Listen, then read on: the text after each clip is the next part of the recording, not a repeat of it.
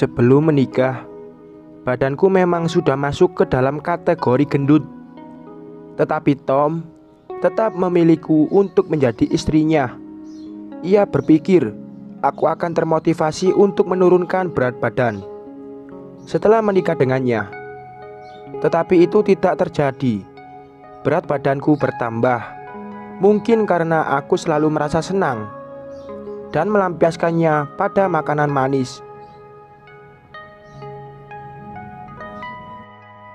Berulang kali Tom melarangku untuk memakan makanan manis.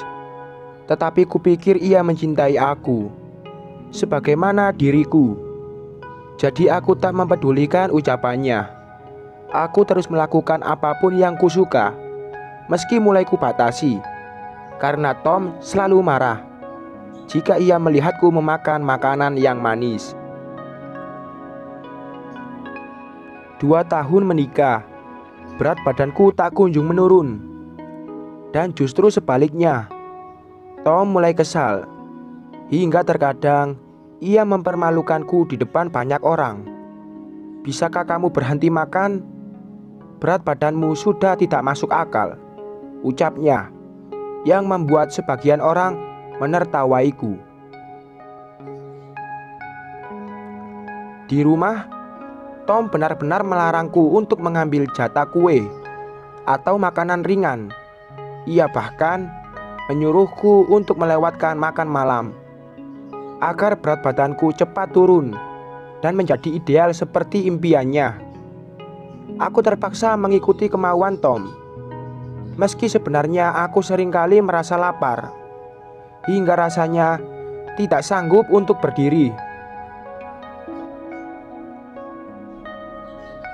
Suatu hari, aku merasa cincin pernikahan kami terlalu ketat dan membuat jari manisku terasa sangat sakit.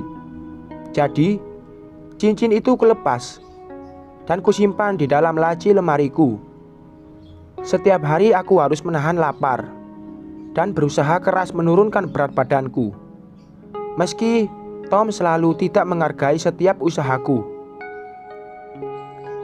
Ia terus memaksaku untuk menurunkan berat badan secepat yang ku bisa. Karena Tom harus menghadiri kunjungan bisnis penting, ia malu jika harus mengenalkan wanita gendut sepertiku sebagai istrinya. Jadi aku berusaha keras agar Tom mau mengajakku.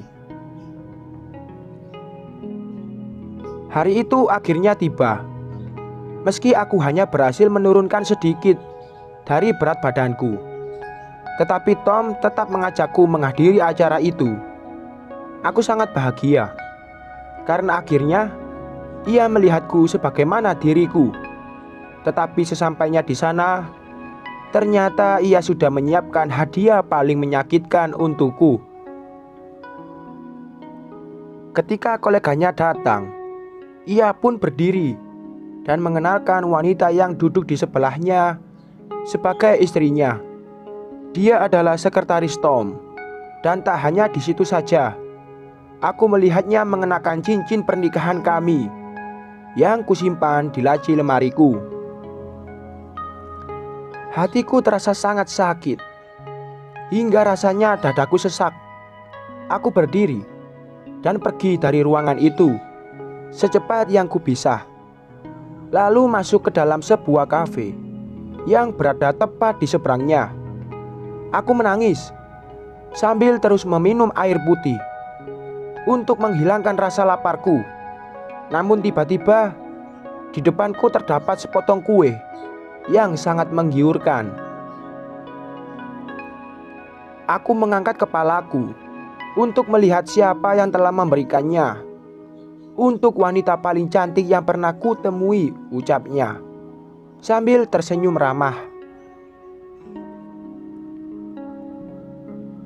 Dia adalah pria yang tampak mengenakan seragam putih, layaknya seorang koki. "Aku cantik? Apa kamu meledekku?"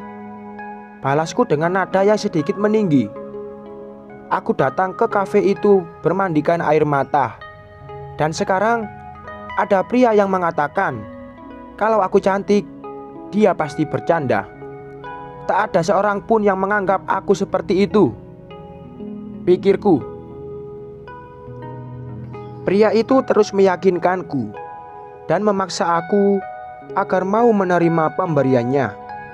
Namanya Miguel, seorang koki kafe yang selalu membuat makanan manis untuk para tamu. Hari itu Miguel sukses mengembalikan tawa di wajahku. Ia tak hanya pintar membuat kue, tetapi juga humor untuk memperbaiki suasana hati wanita. Aku kembali ke ruangan itu dengan wajah bahagia.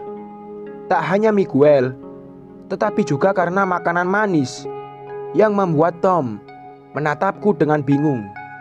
Selama perjalanan pulang, aku tak membahas apapun yang terjadi di ruangan itu. Aku menganggap kalau Tom sudah membuat pilihan, dan saatnya pilihan yang sama harus ku tentukan. Sejak hari itu, aku semakin sering datang ke kafe itu untuk menemui Miguel. Tak pernah aku mendengar banyak pujian dari seorang pria, lebih dari yang Miguel berikan padaku. Ia tak pernah melarangku memakan makanan manis atau memaksaku menurunkan berat badan. Ia benar-benar menerimaku sebagaimana diriku, tanpa ada hal yang harus kuubah.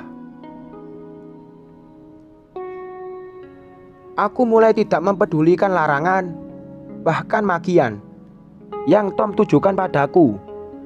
Aku langsung setuju ketika Miguel mengajakku berkencan. Aku sudah membuat keputusan. Setelah kembali berkencan dengan Miguel, aku pulang dan mengemasi semua barangku. "Kamu mau kemana? Seharusnya kamu olahraga supaya berat badanmu cepat turun," celetupnya sambil menyantap makan malamnya. "Satu-satunya yang harus kuhilangkan dari diriku adalah kamu," jawabku, sambil menarik koper besarku keluar dari kamar. Aku tidak mau lagi menghabiskan waktu bersama pria yang sama sekali tidak bisa menghargaiku. Lagi pula, aku sudah menemukan orang yang benar-benar mencintaiku tanpa perlu mengubahku seperti yang ia inginkan. Bersama Miguel aku merasa dicintai dan diinginkan, layaknya seorang wanita. Aku tak mempedulikan Tom yang terlihat bingung saat aku keluar dari rumah itu dan memasukkan semua barangku ke dalam mobil Miguel. 2 bulan kemudian, surat perceraian kami resmi dikeluarkan oleh pengadilan, tepat di saat aku dan Miguel menggelar pernikahan kami. Sekian.